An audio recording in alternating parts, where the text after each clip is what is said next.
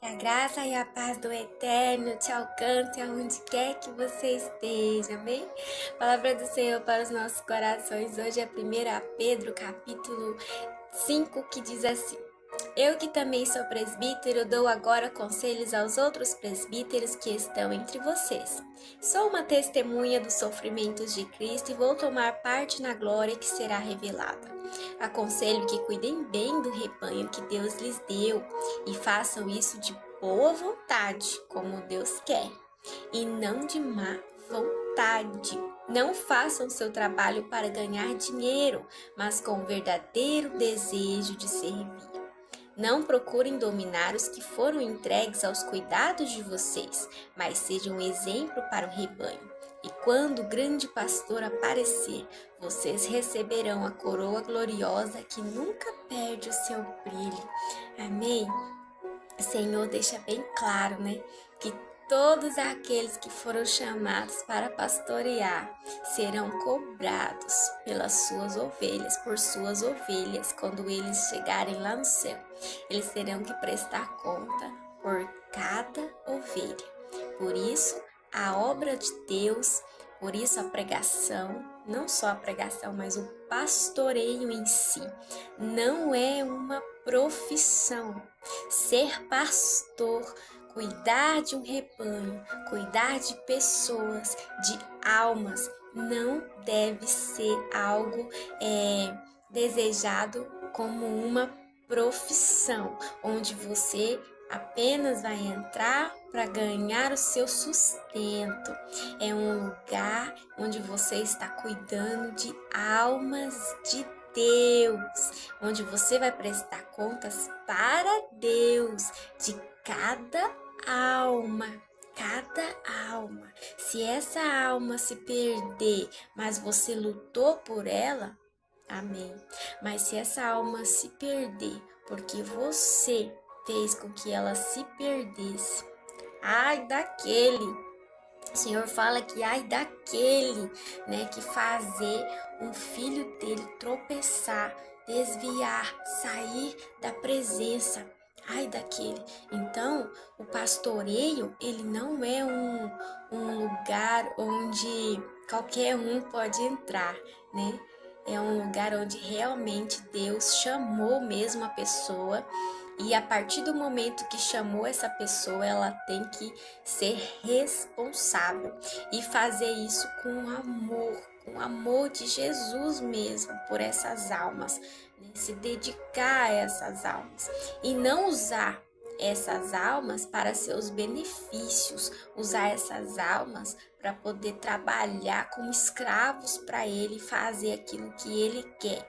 Tanto no sentido de que tem muitos líderes que colocam suas próprias leis sobre o povo, como faziam os fariseus lá na época de Jesus, coloca suas próprias leis, seus próprios julgos sobre o povo e nem eles obedecem, né, essas leis, mas quer que suas ovelhas obedeçam e sufocam essas ovelhas com leis e tradições, muitas vezes, quase sempre impostas por ele mesmo e não pela palavra, ou distorcida na palavra, né, ou sufocam essas ovelhas mesmo, querem só o dinheiro, querem só o servir, não é bem assim. Né?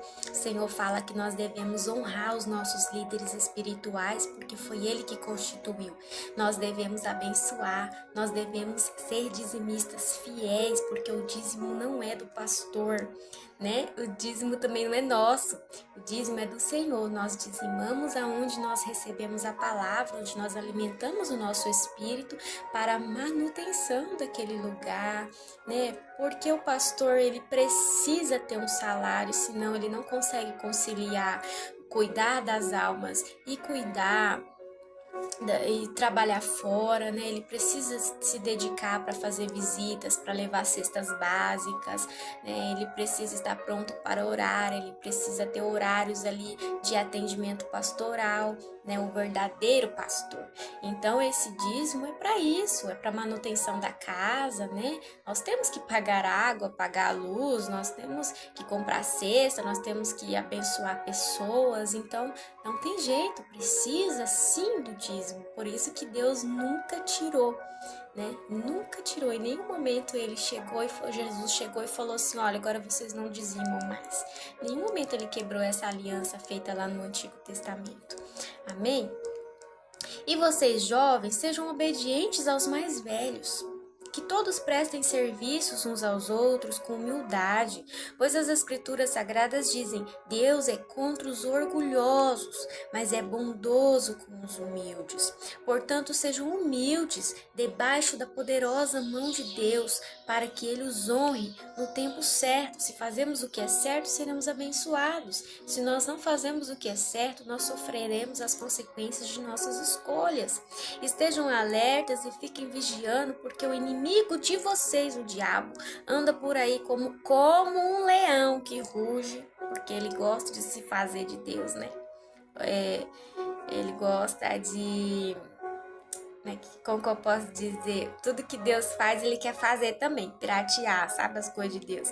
Estejam alertas e fiquem vigiando, porque o inimigo de vocês, o diabo, anda por aí como um leão que ruge, procurando alguém para devorar. Fiquem firmes na fé e enfrente o diabo, porque vocês sabem que no mundo inteiro os seus irmãos na fé estão passando pelos mesmos sofrimentos, mas depois de sofrerem por um pouco de tempo, o Deus que tem por nós um amor sem limites e que chamou vocês para tomarem parte na sua eterna glória por estarem unidos com Cristo, Ele mesmo os aperfeiçoará e dará firmeza, força e verdadeira segurança. A Ele seja o poder para sempre. Amém. E lembre-se que o inimigo, querido, ele nunca vai nos oferecer algo que a gente não gosta. Ele sempre vai oferecer aquilo que a gente quer muito e coisas que era da nossa velha vida, coisas, né, que muitas vezes era uma fraqueza nossa. Ele sempre vai oferecer isso para que nós aceitemos, peguemos o que ele está nos ofertando, achando muitas vezes que é Deus que está dando, e nos tirar do caminho de Deus. Lembre sempre que quando Deus ele nos abençoa, sempre tá no chamado, sempre tá na palavra dele, sempre tá baseado na palavra dele. Se ele dá uma pessoa, por exemplo, se aparece uma pessoa na sua vida para você se casar e ele não é um jugo desigual, foi Deus que te trouxe. Agora, se ele é um jugo desigual, não foi Deus que te trouxe.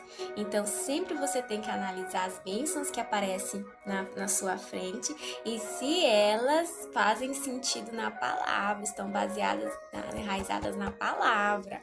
Amém?